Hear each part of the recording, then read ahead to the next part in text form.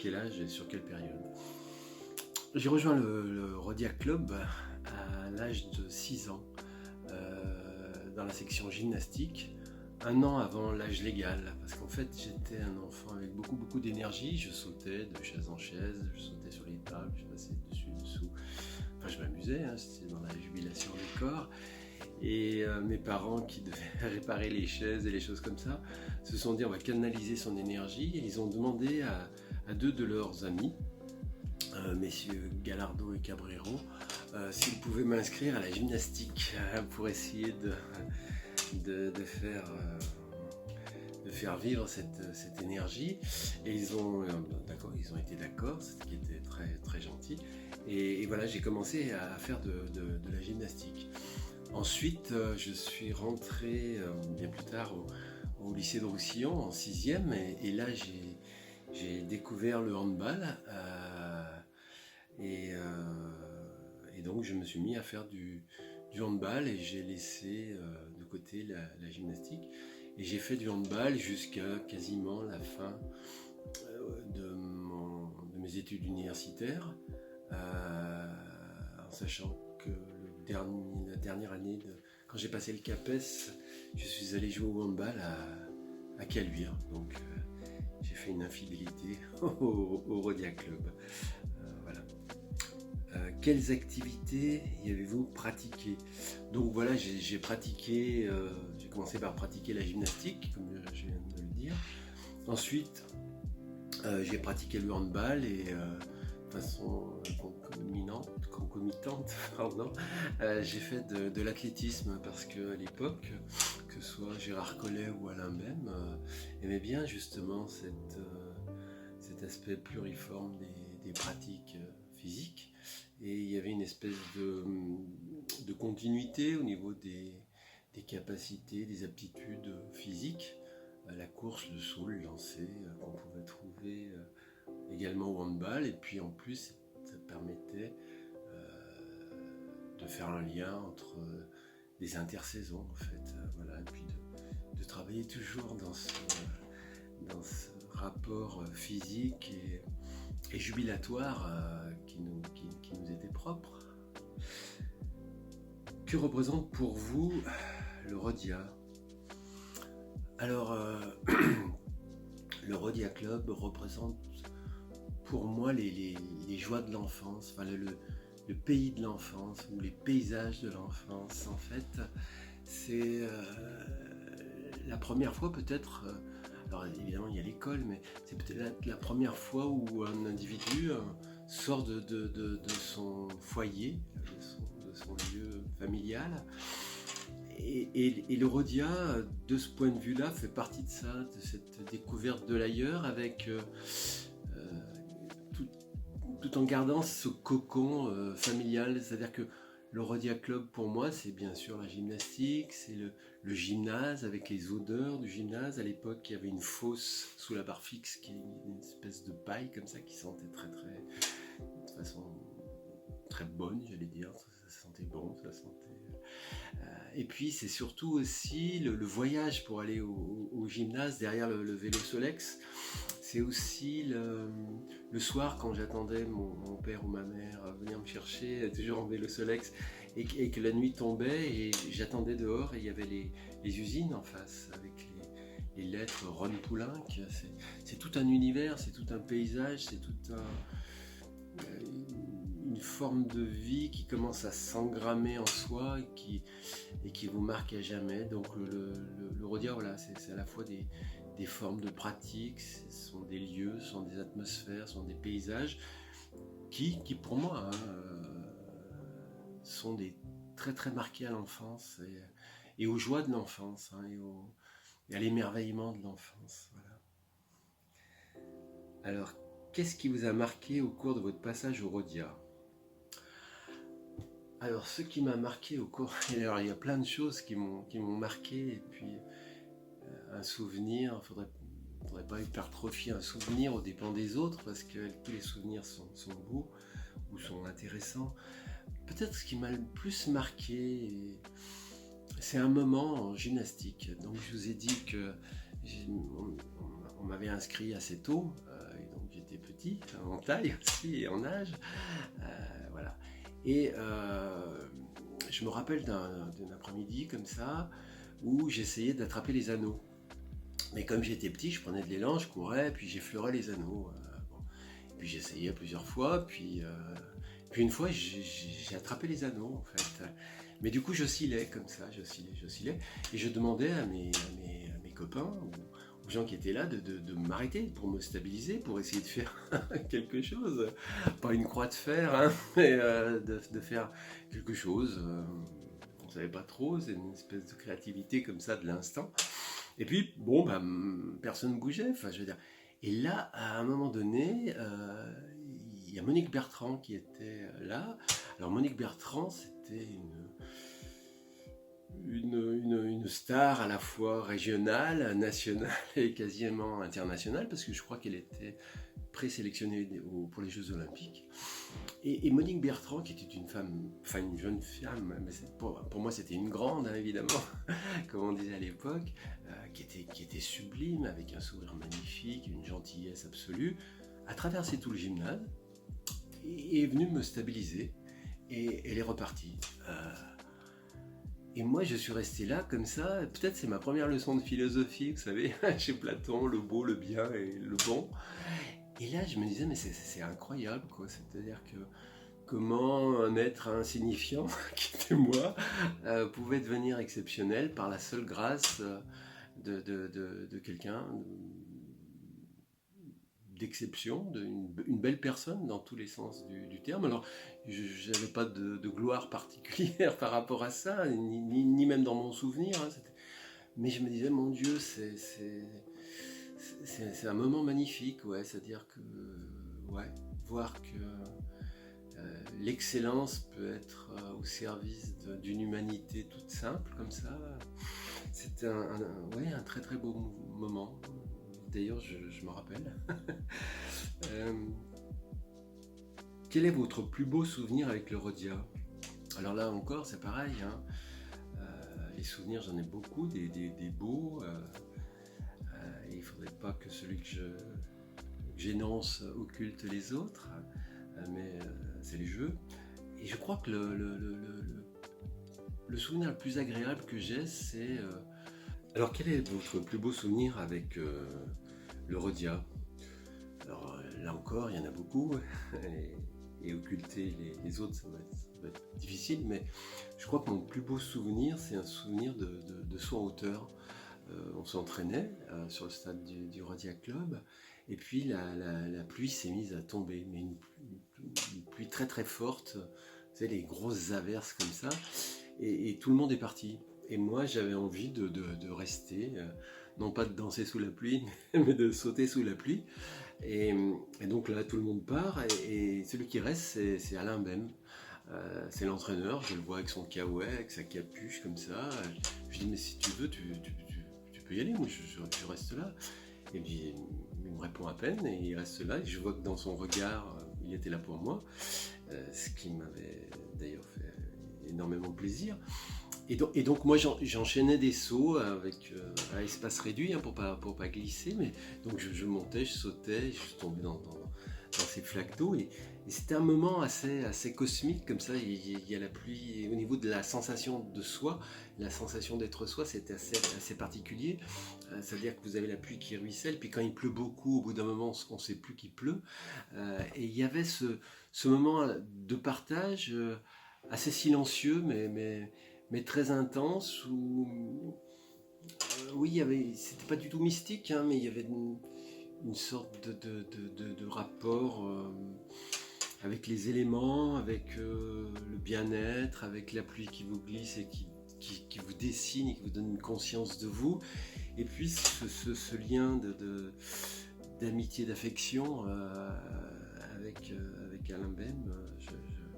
Oui, c'est un très très très beau souvenir pour moi. Ouais. La perf dont vous êtes le plus fier avec le Rhodia Club, la perf dont je suis le plus fier, je pense que c'est la montée en National 3. Et j'ai ce souvenir assez précis, c'est-à-dire que à un moment donné, on devait gagner un match pour être sûr de monter. On avait 7 points si on gagnait. Et disons qu'il y a 2 minutes de la fin, on devait avoir 4 buts d'avance. Et là, je me rappelle qu'on s'est regardé, tiens, encore avec un BEM, et on s'est dit, on y est. Voilà, c'était tout simple, mais donc ça venait clore, si vous voulez, toute une année de travail, enfin plusieurs années de travail, et puis ce fait symboliquement arriver en national, même 3, il y a quelque chose qui vous extirpe du local pour vous amener dans une autre dimension. Et puis donc oui, c'est du plaisir, parce que à la fois le sport c'est du travail, et c'est énormément de plaisir. Voilà. Pratiquez-vous encore? Et sinon, que pratiquez-vous aujourd'hui? Alors moi, après ma carrière de sportif, j'ai fait une petite carrière de danseur et de chorégraphe. Et depuis, je continue un peu tous les jours à faire des exercices, des expériences. Je fouille un peu le précepte de Spinoza, que peut le corps, et quel type de structure de coordination on peut mettre en œuvre, en mobilisant aussi l'imaginaire, vous savez, la texture imaginaire du réel, qu'est-ce que fait l'imaginaire au corps, et qu'est-ce que fait le corps à l'imaginaire.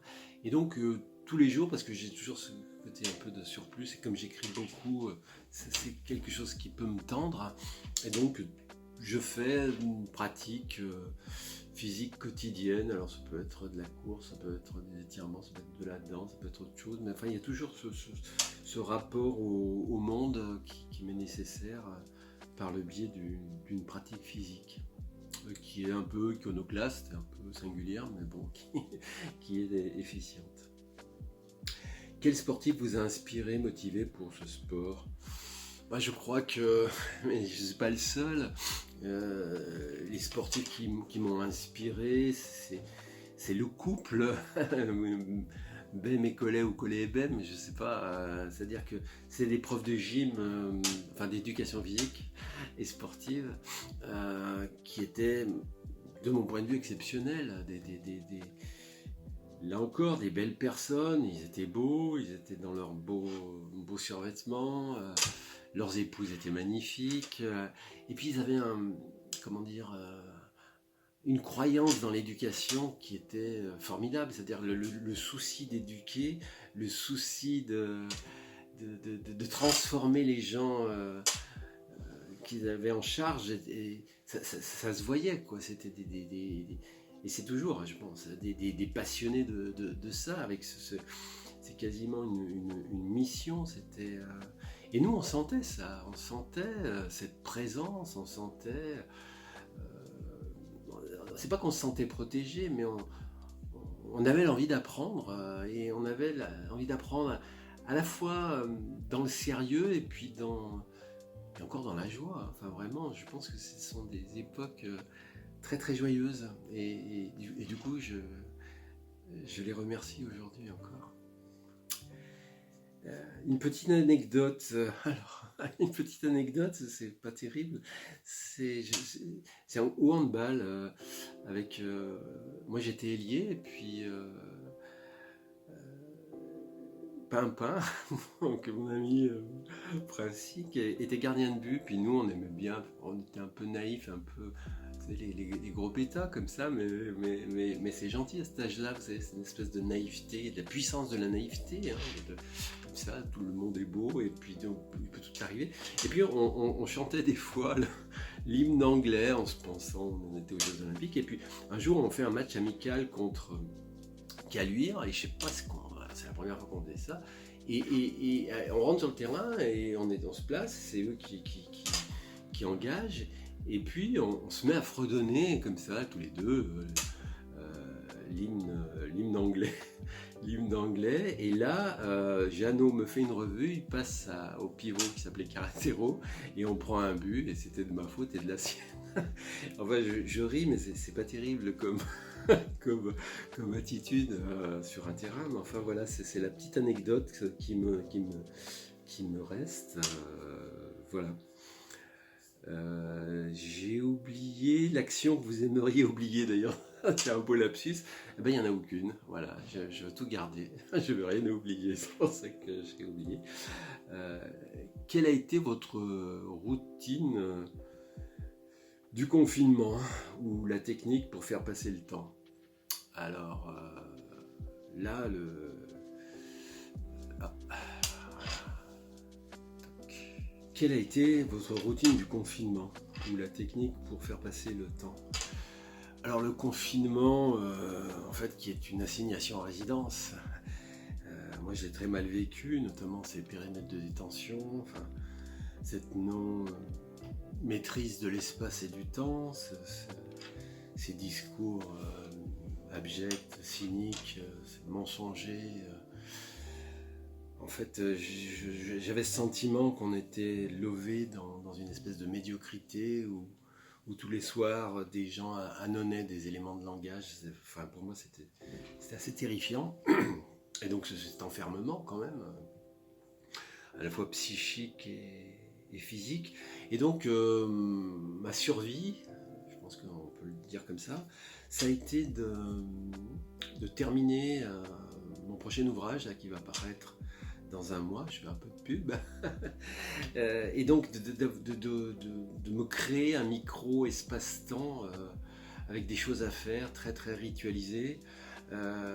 Et puis d'essayer d'éviter d'écouter ces injonctions morbides et mortifères qui nous étaient assénées à longueur de journée.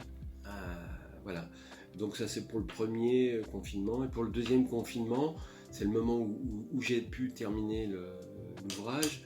Je suis allé très très doucement pour pouvoir justement essayer de tenir jusqu'au bout avec l'illusion de maîtriser et mon espace et mon temps, et donc d'avoir une prise sur mon existence et sur mon désir. Voilà, ouais, ça c'était un moment qui est toujours un moment difficile. Un petit mot pour les bleus et blancs. Alors ce sera le mot de Spinoza, la joie et puissance d'exister. Et surtout en ce moment, où on est dans des espèces enfin, c'est un lieu commun de le dire, mais on est dans le paradigme de la peur, de l'effroi, tout va mal. Je pense que la joie, c'est une puissance d'exister. Alors, c'est pas parce que c'est Spinoza qui le dit que c'est vrai, mais c'est fondamental. C'est-à-dire que c'est un niveau d'existence qui attise le désir, qui donne vie au désir. Et je pense que de ce point de vue-là, le Rodiac Club, mais le sport en général, et les valeurs qu'il véhicule, c'est pas un bon mot, mais enfin, c'est pas rien, sont fondamentales. C'est-à-dire cette jubilation, cette ouverture à la vie, à la puissance de vie, quoi. Oui, la puissance de vie, elle passe par le corps, elle passe aussi par le corps, elle passe aussi par la pensée, et je pense que voilà, la joie, et puissance d'exister, puissance de penser, puissance de créer, puissance d'être ensemble, et je pense que ça c'est fondamental. Alors voilà, le petit mot pour les bœufs et blanc, ça va être ça, rester joyeux. C'est pas du tout une vision romantique ou un peu de poète éthéré. Non, c'est vraiment c'est une chose fondamentale que ce nouveau monde a l'air de laisser de côté. Et c'est de mon point de vue, c'est pathétique. Enfin, voilà. Que voyez-vous pour l'avenir du Rodira? Alors ça c'est difficile hein, pour moi de parler de ça parce que évidemment je suis plus dans la région. Et c'est un peu loin de moi, même si dans le souvenir ça reste très très très proche. Je pense que par rapport à ce qu'on vient de dire avant, c'est cet usage de soi, cette jubilation, enfin, mettre en œuvre cette espèce de partage du sensible, cette espèce de moment très politique où on existe au sein d'une communauté, on existe pleinement nous-mêmes au sein d'une communauté et où on travaille dans ce partage. Et je pense que avec l'histoire même du péage de Roussillon, de Saint-Maurice, enfin tout ça, et de ces communautés un peu ouvrières, il y avait cette puissance cette puissance de l'affect et cette culture de l'amitié qui me semble être une vraie puissance qui tend peut-être à occulter dans nos sociétés un peu individualistes. Alors, l'avenir du Rhodia Club, c'est plutôt un vœu pieux, ça serait ça, mettre en scène un partage du sensible, riche et fécond, où une pensée agile se déploierait comme ça pour dynamiser le moment, ou chaque moment, chaque présent, dans tous les sens du terme. Voilà, à bientôt.